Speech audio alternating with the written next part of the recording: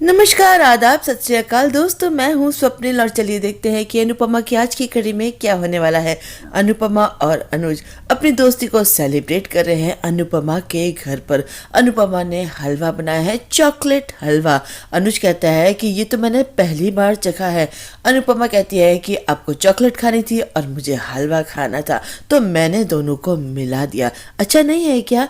अनुज कहता है कि ऐसा लगता है कि ये दोनों एक दूसरे के लिए ही बने हैं। खामखा इतने दिनों तक अलग अलग थे, अब जब एक साथ आ गए हैं ना तो जबरदस्त टेस्ट हो गया है। अनुपमा और अनुज की दोस्ती अब तो और भी गहरी हो गई है और बीच की सारी फॉर्मेलिटीज भी खत्म हो चुकी हैं। तो दोनों कभी हंसते हैं, कभी हाथ मिलाते हैं, कभी एक दूसरे की टांग खिंचाई भी करते हैं, लेकिन एक दूसरे की कंपनी बहुत एंजॉय कर रहे हैं। समर आ जाता है और इन दोनों का साथ देकर बहुत खुश होता है। कान्हा जी का शुक्रिया अदा करता है कि दोनों अलग नहीं हुए, लेकिन कान्हा जी से कहता है कि कान्हा जी दोनों साथ जरूर है, लेकिन अब आपको इन्हें करीब लाना है। दिवाली का दिन है, अनुपमा को घर में पूजा करनी है, ऑफिस में पूजा करनी है, डांस एकेडमी भी जाना है, तो काफी बिजी शेड्यूल है। अनुज भी कहता है कि ठीक है मैं चलता हूँ, मैं भी अगर त्योहार के दिन घर नहीं पहुंचा तो काका नाराज हो जाएंगे। इधर काव्या बार बार वनराज को फोन लगा रही है, लेकिन वो उसका फोन पिक नहीं कर रहा है।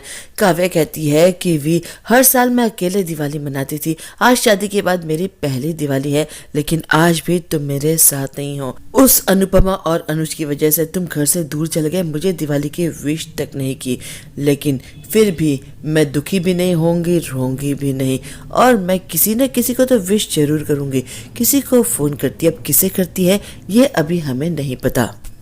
अनुज अपने घर की साज सजावट कर रहा है, चेहरे पर एक अलग ही मुस्कुराहट है। काका कहते हैं कि वैसे तो तू हमेशा मुस्कुराता है, लेकिन आज तेरी मुस्कुराहट में बहुत सुकून है, आज की मुस्कुराहट कुछ अलग ही है। अनुज कहता है कि काका अब न मेरे मन में कुछ छुपाने का गिल्ट है और न ही अनुपमा का भरोसा तोड़ने का डर। जैसे सारे बादल छट चुके हैं और अब हमारे बीच में है सिर्फ भरोसा और दोस्ती।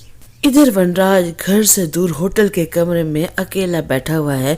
मन ही मन सोचता है कि ये मैं क्या कर रहा हूँ, मैं क्यों त्योहार के दिन अपने परिवार से दूर यहाँ अकेला बैठा हूँ। अनुपमा अगर जिंदगी में आगे बढ़ती है तो मुझे इतना फर्क क्यों पड़ रहा है। अनुपमा अपने घर में दिवाली की पूजा करती है। मन ही मन सोचती है कि पहली बार ऐसा हुआ है जब मैं अपने परिवार से दूर रहकर पूजा कर रही हूँ, लेकिन फिर भी उसके मन में खुशी है। इधर अनुज और काका भी अपने घर में पूजा करते हैं। पूजा तो बा भी अपने घर में करती है, पूरा परिवार साथ है सिवाय वनराज को छोड़कर, लेकिन वो खुश नहीं है, उनके मन में बहुत कुछ चल रहा है। अनुपमा जा चुकी है, उसकी वजह से डॉली भी परिवार से दूर हो गई हैं, वो दुखी हैं। काव्य सोचती है कि अनुपमा ऐसी कौन सी इनकी दोनों किडनी लग गई है जो इतना मातम मना रही है। खैर पूजा के बाद बा कहती है कि अब बच्चे लोग पटाखे वटाखे चला लो, उसके बाद हम लोग कैफे में जाकर पूजा करेंगे। लेकिन बापूजी कहते हैं कि मैं यहाँ से अनुपमा के घर जा रहा हूँ, वहाँ पर हम लोग पूजा करेंगे और उसके बाद डांस एकेडमी जाएंगे। बापूजी से बा कहती है कि आप त्योहार के दिन घर में नहीं रहेंगे। बापूजी कहते हैं कि ये घर नहीं मकान है, मकान में पूजा हो चुकी है, अब मुझे यहाँ से जाना होगा। तभी संजय भाई भी वहाँ पर पहुँच जाते हैं, मिठाई का डिब्बा लेकर आए, सबको शुभकामनाएं देते हैं। बा बहुत खुश होती हैं, डॉली के बारे में पूछती है तो पता चलता है कि डॉली घर में पूजा करने के बाद ऑफिस गई है और वहाँ से वो अनुपमा के घर जाएगी। संजय भाई कहते हैं कि मैं भी वहीं जा रहा हूँ, गाड़ी लेकर आया हूँ, जिस जिसको चलना मेरे साथ चल सकते हो। काव्य कहती है कि मुझे तो लगा था कि आप आएंगे ही नहीं। संजय भाई कहते हैं कि ये मैंने अनुपमा भाभी से सीखा है कि त्योहार और तकरार को साथ साथ कभी नहीं होना चाहिए, त्योहार के दिन गिले शिकवे मन से हटा देने चाहिए। सब संजय भाई के साथ चले जाते हैं, रह जाती हैं तो काव्या, बा, तोशु और पाखी, लेकिन पाखी भी चल पड़ती है। तोशु कहता है कि पाखी तू कहाँ जा रही है? वो कहती है कि आज दिवाली का दिन है, मम्मी से नहीं मिलूंगी क्या, मुझे जाना होगा। तो खैर घर में सिर्फ 3 ही लोग रह जाते हैं। बा को बहुत बुरा लगता है, वो सोचती है कि कि आज मेरा परिवार त्योहार के दिन भी साथ नहीं है। अनुपमा डांस एकेडमी में दिए लगा रही है। कैफे की ओर देखती है तो वहाँ अंधेरा है। वो सोचती है कि जरूर बा कुछ देर में आकर दिए लगाएंगी। आज पहली बार ऐसा हुआ है कि त्योहार के दिन बा से मैं मिल भी नहीं पाई। तभी अनुज भी आ जाता है। दोनों मिलकर डांस एकेडमी का कोना कोना रोशन कर देते हैं। कुछ दिए वनराज की कैफे में भी अनुपमा लगा देती है। बा तोशु और काव्य वहाँ पर पहुँचते हैं तो बा को बहुत गुस्सा आता है। वो अनुपमा और अनुज को देखती है। मन ही मन सोचती है कि इस अनुपमा ने आज मेरे पूरे परिवार को मुझसे छीन लिया है। मेरा पूरा परिवार अनुपमा के साथ खुशियां मना रहा है।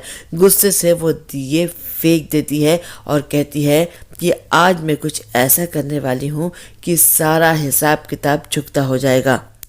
अनुपमा की डांस एकेडमी में सब इकट्ठे हो चुके हैं। नाच गाना चल रहा है। अनुपमा और अनुज ने सब कुछ काका और बापूजी को बता दिया है। काका और बापूजी कहते हैं कि हम बुजुर्ग हैं लेकिन बूढ़े नहीं हुए हैं। तुम्हारी दोस्ती को समझते हैं। रिश्ता चाहे जो भी हो तुम्हारे बीच, हमारा आशीर्वाद हमेशा तुम्हारे साथ है।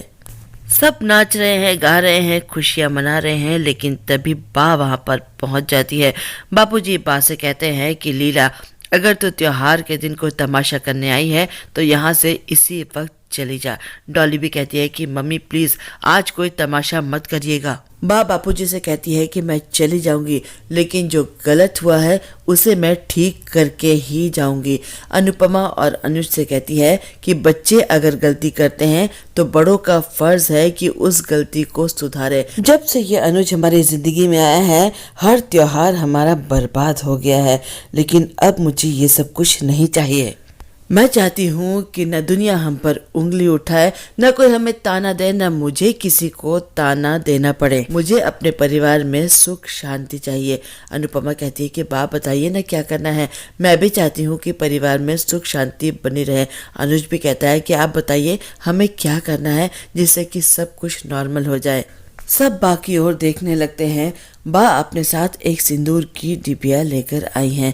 वो अनुज के सामने वो डिबिया कर देती है और कहती है कि भर दे तू इसकी मांग और कर ले इससे शादी, कर दे सबका मुंह बंद। सब शॉक्ड रह जाते हैं। बस आज का एपिसोड यहाँ पर खत्म हो जाता है। अब मंडे के एपिसोड में हम देखेंगे कि बा अनुज और अनुपमा से कहती है कि जिस रिश्ते का कोई नाम नहीं होता है उस पर सारी दुनिया की उंगलियां उठती हैं, इसीलिए शादी कर लो। शादी कर लोगे तो जो उंगली तुम्हारी ओर उठती है वो हाथ आशीर्वाद देने के लिए उठेंगे। अनुज से कहती है कि कर ले इससे शादी, भर दे इसकी मांग, बना ले इसे अपने घर की लक्ष्मी। और हम ये भी देखेंगे कि अनुज बा की उस डिबिया में से सिंदूर उठा लेता है। क्या वो अनुपमा की मांग भरेगा? क्या सचमुच वो उसका भरोसा तोड़ेगा? इस दोस्ती को अभी वो किसी रिश्ते का नाम देगा? भाई ये तो हमें मंडे को ही पता चलेगा। तो मंडे तक का इंतजार करिए। मैं आपसे मंडे के सुबह सुबह फिर से मिलूंगी। आज के लिए बस इतना ही। मैं चलती हूँ। बाय।